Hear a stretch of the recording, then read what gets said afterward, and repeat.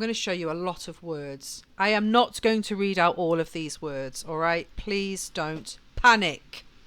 Do not panic. I've scanned this article. We're not going to read it all out. This article is from the University of Hawaii in 2013. What Price the Soul? Examining Consumerism Through Plato, Aristotle and the Stoics by Benjamin Browning. And we're only going to look at the Plato part, but I will link it in the description of the stream, so you can always go and check out the whole thing and test your mind. If you're not used to reading this kind of stuff, don't be daunted. I'm going to take you through the key points, and all we're going to do is link it back to the TikToks and link it back to the cave, because unconscious consumerism, what he says in here, just cements everything that we've looked at.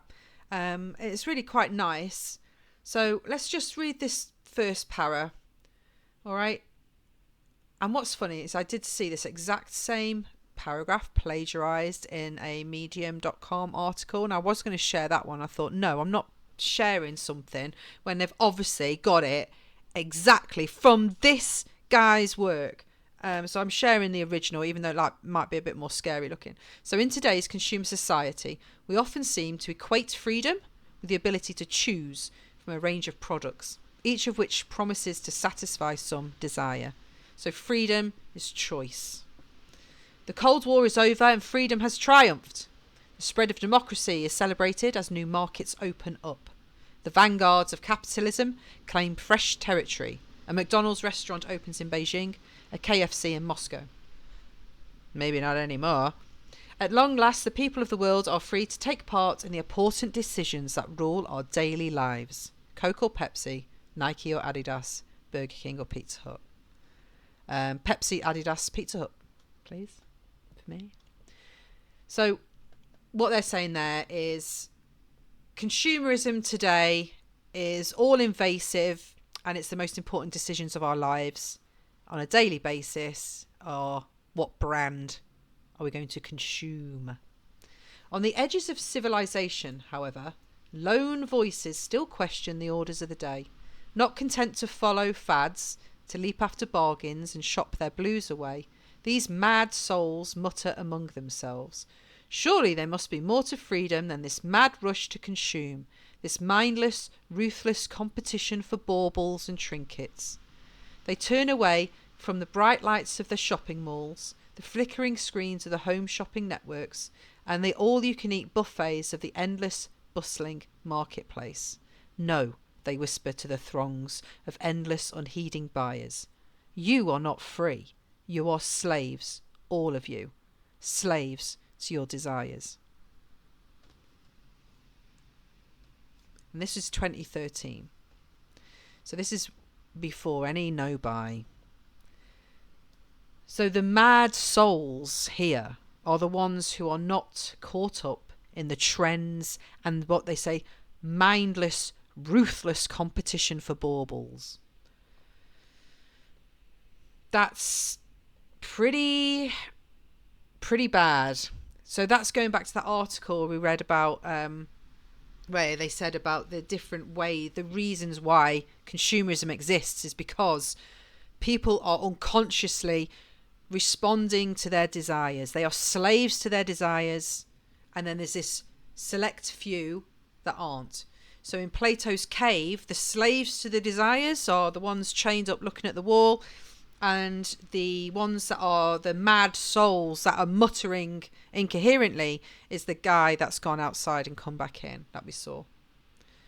All right. So yet, if these voices are right, i.e. the mad ones saying there must be more than this, and our way of life is not the expression of a truly free society, if there is more to freedom than simply this pursuit of happiness, as acted out in the struggle for wealth and the exercise of purchasing power, well, what then? Might there be some other form that freedom could take, and some other means of dealing with our multitudinous desires? Perhaps in such a rapidly changing world, it may be worth our while to take a step back and to investigate some older notions about freedom, human nature, and particularly desire.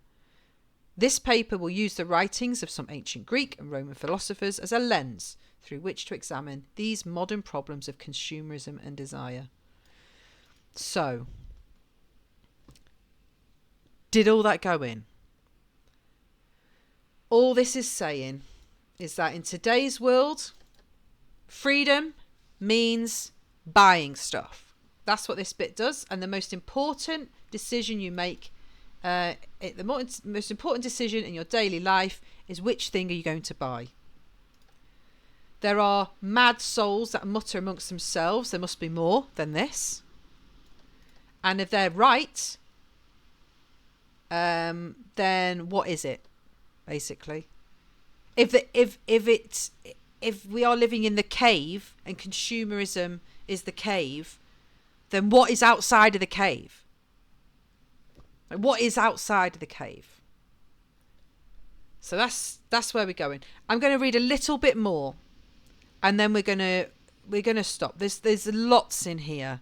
I could, if you want, let me know. I will read the whole thing on another stream.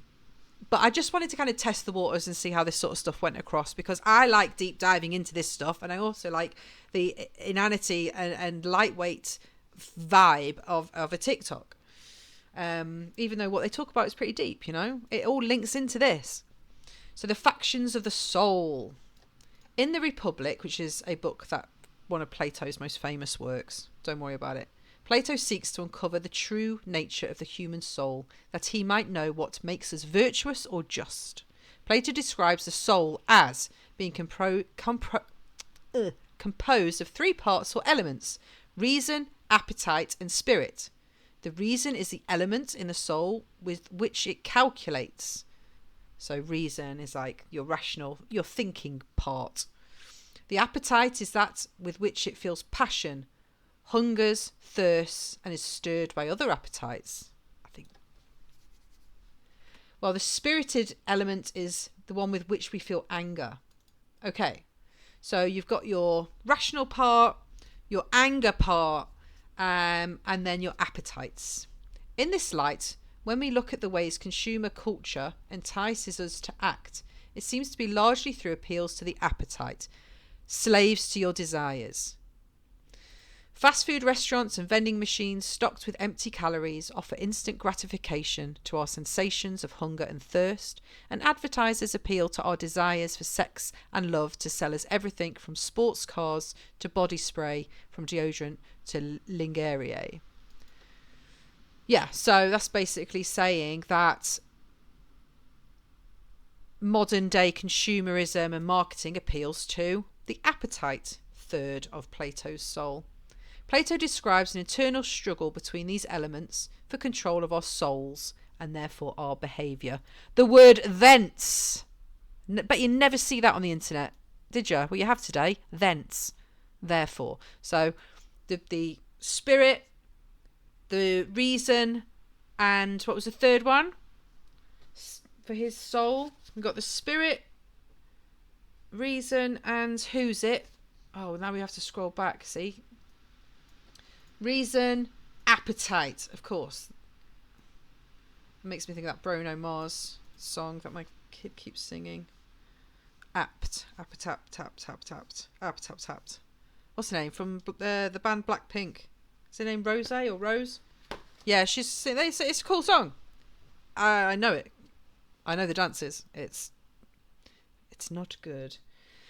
So there we go. So these three elements are controlling or fighting within us for our behaviour. Plato notes that some people are thirsty sometimes, yet unwilling to drink, citing this as evidence that there is an element in their soul urging them to drink and one stopping them, something different that masters the one doing the urging.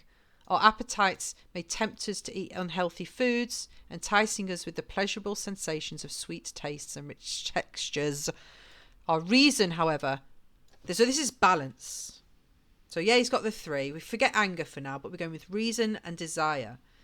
So he's saying that, I love this quote, so some people are thirsty but unwilling to drink. So this was the opposite of the ladies we saw on TikTok. They're thirsty and they drink it in. They're in that cave. They're loving life in the cave. I watch the shadows dance on the wall of my phone. So yeah, so that's what he's saying there. And then others don't. Others can temper it with reason and go, actually, yeah, I kind of want, yeah, it'd be nice to have that, but I'm not going to get it. So that's what Plato's saying. And this stuff is thousands of years ago, right? And it's still the same today. People do not change. I love it. It makes me unafraid to die, because the tech will change and the art, and language might change, but people, relationships, desires, always the same.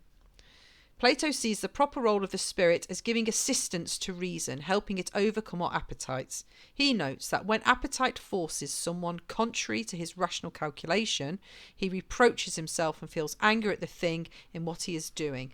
So, do you know what that is? Buyer's remorse. Plato's talking about buyer's remorse.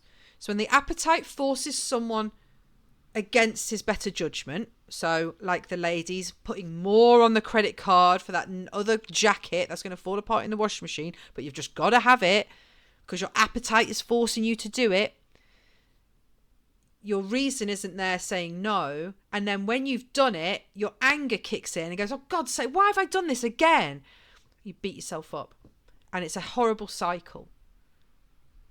Now, whether you agree with this or not, you have to see the correlation between what Plato was saying all these years ago and how people act today. The psychology of it is the same. They go on to say here, thus our feelings of guilt when we succumb to the temptation to indulge in junk food or to purchase luxuries we can't afford can be seen as manifestations of the spirited element in our souls. Although the reason is calculating and unemotional, we sometimes experience our emotions, exhorting us to heed the conclusions of reason. So that's saying what I've just said there.